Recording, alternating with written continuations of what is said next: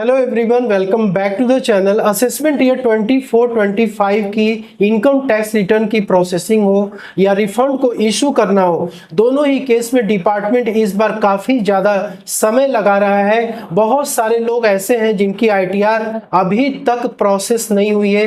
2 महीने हो चुके हैं, कुछ लोगों के 3 महीने हो चुके हैं, तो रिफंड तो दूर की बात है। लेकिन दोस्तों, वहीं पे बहुत सारे लोग ऐसे भी हैं जिनकी आईटीआर तो प्रोसेस हो चुकी है, लेकिन अभी तक उनके बैंक अकाउंट में रिफंड नहीं आया है। तो दोस्तों, रिफंड आपके बैंक अकाउंट में क्यों नहीं आ रहा है, आपको ये चेक करना है कि कहीं ऐसा तो नहीं है कि आपकी आईटीआर रिस्क मैनेजमेंट सिस्टम के तहत सेलेक्ट कर ली गई है। अब दोस्तों, ये रिस्क मैनेजमेंट सिस्टम होता क्या है? यदि आपकी आईटीआर रिस्क मैनेजमेंट सिस्टम में सेलेक्ट कर ली जाती है तो दोस्तों, आपका यदि रिफंड बना भी होगा ना, तो वो रिफंड वहां पे डिपार्टमेंट रोक देगा और डिपार्टमेंट आपको नोटिस सेंड करेगा कि आपने अपने इनकम टैक्स रिटर्न में जो भी इंफॉर्मेशन आपने दी हुई है, इनकम की, डिडक्शंस की, एक्सपेंसेस की जो भी दी है, जिसके वजह से कि ये रिफंड आपका बन रहा है, उसको आप कंफर्म करें। इससे रिलेटेड 3 पॉइंट डिस्कस करेंगे कि आपकी आईटीआर यदि रिस्क मैनेजमेंट सिस्टम के तहत सेलेक्ट कर ली गई है तो आप इसको कैसे जान पाएंगे, कैसे आपको पता लगेगा। दूसरा ये है कि आपकी आईटीआर रिस्क मैनेजमेंट प्रोसेस में क्यों जाती है। तीसरा पॉइंट ये है कि यदि आपको इस प्रकार की नोटिस रिसीव होती है तो आप इसका कैसे रिस्पॉन्स करेंगे, कैसे रिप्लाई करेंगे। दोस्तों, यहाँ पे मैं आपको इकोनॉमिक टाइम्स की पोर्टल पे लेकर के आया हूँ। इसमें लिखा हुआ है इनकम टैक्स रिफंड डिलेड है। यदि आपका अभी तक रिफंड आपके बैंक अकाउंट में नहीं आया, these tax payers won't get refund unless they confirm it on portal. अब आपको ये रिफंड कंफर्म करना पड़ेगा इनकम टैक्स पोर्टल पे, तभी आपको ये रिफंड मिलेगा, अदरवाइज आपको ये रिफंड नहीं मिलेगा। दोस्तों, यदि आपकी आईटीआर रिस्क मैनेजमेंट प्रोसेस के लिए सेलेक्ट की जाती है तो आपको डिपार्टमेंट नोटिस इशू करता है और आपको नोटिस जो है ईमेल में रिसीव होता है, ठीक है। और ईमेल में जब रिसीव होता है, अपनी ईमेल आईडी को ओपन करेंगे तो आपको कुछ इस तरीके से नोटिस दिखेगा जिसमें कि लिखा रहेगा कि रिस्पॉन्स टू कंफर्म और रिवाइज क्लेम ऑफ रिफंड। जो भी रिफंड आपने अपने इनकम टैक्स रिटर्न में क्लेम किया है उसको आपको कंफर्म करना है। यदि वो टोटली 100% सही है, आपके पास उसका प्रॉपर प्रूफ है, जो भी आपने डिडक्शंस क्लेम किया, एग्जेम्पशंस क्लेम किया, जिसकी वजह से कि आपने रिफंड बनाया है, तो आप उसको कंफर्म करिए। अदरवाइज आपको लगता है कि गलत है तो आपको रिवाइज करनी पड़ेगी अपनी आईटीआर। तो दोस्तों, यहां पर आपको डेट लिखा रहेगा कि इस डेट को आपने अपनी आईटीआर फाइल की थी, ठीक है, और किस डेट को ये कम्युनिकेशन लेटर आपको इशू किया गया है। और यहां पे 1 महीने का आपको टाइम लिमिट मिलता है इस नोटिस की रिप्लाई करने के लिए। तो दोस्तों, यहाँ पे आपको प्रॉपर रीजन मेंशन किया रहेगा कि आपने अपने इनकम टैक्स रिटर्न में ऐसा क्या क्लेम किया है जिसकी वजह से कि आपको ये रिस्क मैनेजमेंट की नोटिस मिल रही है। तो जैसे यहाँ पे देखिए मेंशन है कि पर्सन ने HRA यानी हाउस रेंट अलाउंस काफी ज्यादा इसने क्लेम किया हुआ है। अब यहाँ पे कोई भी रीजन हो सकता है, केवल HRA ही नहीं है, चिल्ड्रेन एजुकेशन अलाउंस भी हो सकता है, या फिर कोई रेंट रिसीट्स का भी केस हो सकता है। कोई भी केसेस लेकर के डिपार्टमेंट आपको रिस्क मैनेजमेंट के लिए यहाँ पे इंटीमेशन या नोटिस आपको सेंड कर सकता है। दोस्तों, यहाँ पे सबसे इंपॉर्टेंट पॉइंट ये है कि हमारी आईटीआर रिस्क मैनेजमेंट प्रोसेस में क्यों जाती है। तो सबसे पहला रीजन कि आपकी आईटीआर रिस्क मैनेजमेंट प्रोसेस के तहत जाती है वो होती है अपनी आईटीआर में डिडक्शंस को क्लेम करना। कौन से डिडक्शन? लोग 80C का डिडक्शन क्लेम करते हैं, 80D का मेडिकल हेल्थ इंश्योरेंस के लिए क्लेम करते हैं, 80DD का डिसेबिलिटी के केस में क्लेम करते हैं, 80DDB का डिडक्शन, 80G का डिडक्शन डोनेशन के लिए। इसके अलावा भी काफी सारे डिडक्शन है जो कि क्लेम करते हैं। तो क्या आईटीआर में डिडक्शन को क्लेम करना गलत बात है? ऐसा बिल्कुल भी नहीं बोल रहा हूं दोस्तों, लेकिन आपको अपनी फॉर्म 16 को भी देखना चाहिए।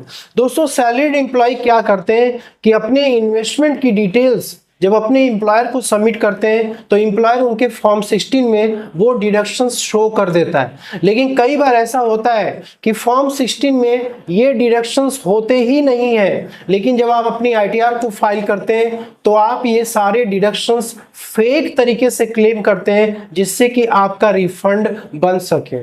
दूसरा कैटेगरी ये होता है कि यहाँ पर फॉर्म 16 में अमाउंट तो आपको कुछ और दिख रही है, लेकिन यहां पर आप क्या करते हैं, जितनी भी मैक्सिमम लिमिट है ना वो पूरा पूरा आप क्या करते हैं, क्लेम कर लेते हैं। अब 80C में फॉर्म 16 में आपने एम्प्लॉयर को डिटेल दिया 85,000 रुपीज का, लेकिन जब आप अपनी ITR फाइल करने गए तो 80C में मैक्सिमम लिमिट 1,50,000 का होता है, आपने पूरा पूरा यहाँ पे क्लेम कर लिया। 80D में भी आपने क्या किया, 75,000 रुपीज आपने जो है यहाँ पे क्लेम मार दिया। कभी कभी मेडिकल एक्सपेंडिचर के केस में 50,000 रुपए आपने एक्स्ट्रा क्लेम कर लिए।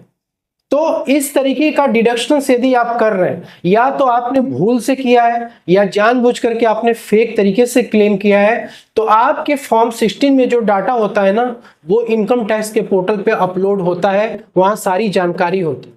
तो जब आपकी ITR सबमिट होती है तो इससे क्रॉस वेरिफिकेशन होता है।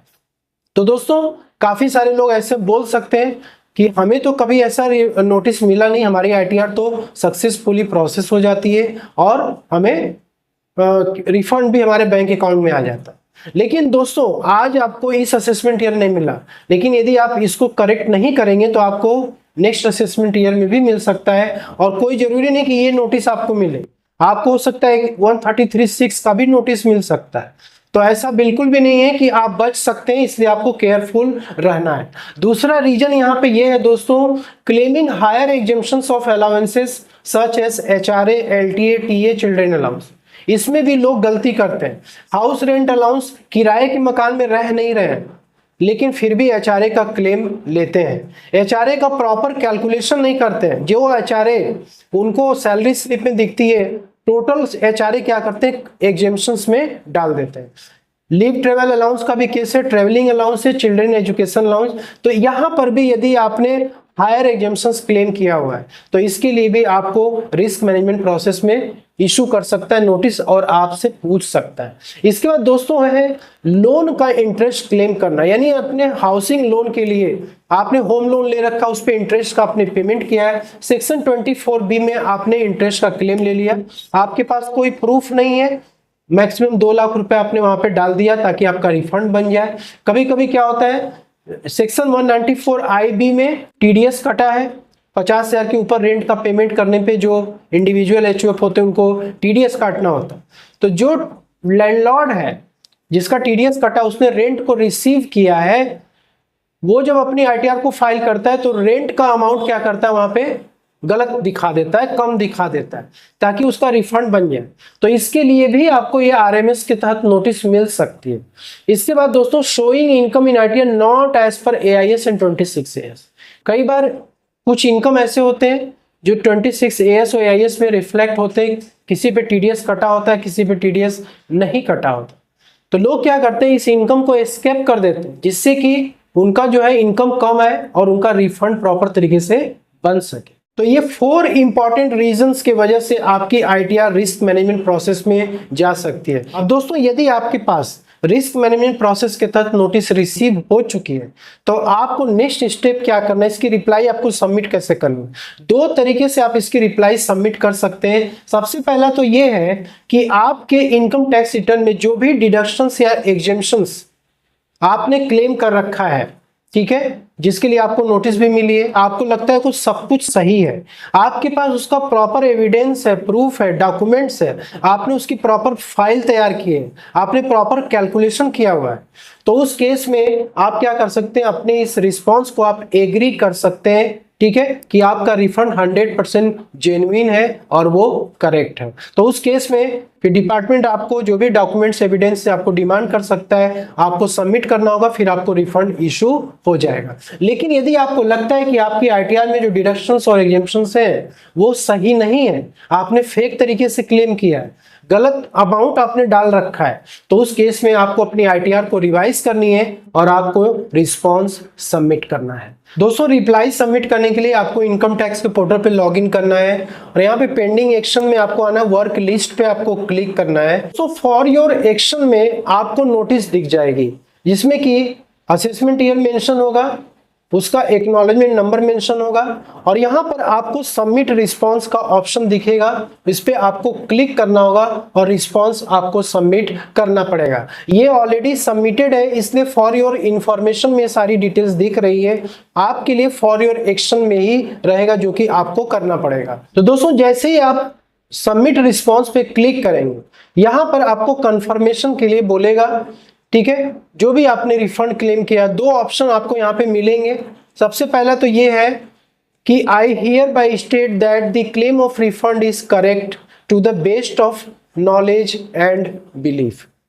यहाँ पर यदि आप अपने इनकम टैक्स रिटर्न में जो भी डिडक्शंस एग्जेम्पशंस क्लेम करके आपने रिफंड बनाया है, यदि आप उससे एग्री करते हैं कि हाँ सब कुछ सही है, वो मेरे नॉलेज और बिलीफ सिस्टम के तहत सारी चीज़ें सही हैं, 100% एक्यूरेट है, मेरे पास उसका प्रॉपर प्रूफ एविडेंस सब कुछ है, तो आप ये वाला जो है ऑप्शन सेलेक्ट करेंगे और आपको इस पे सबमिट रिस्पांस पे क्लिक कर देना।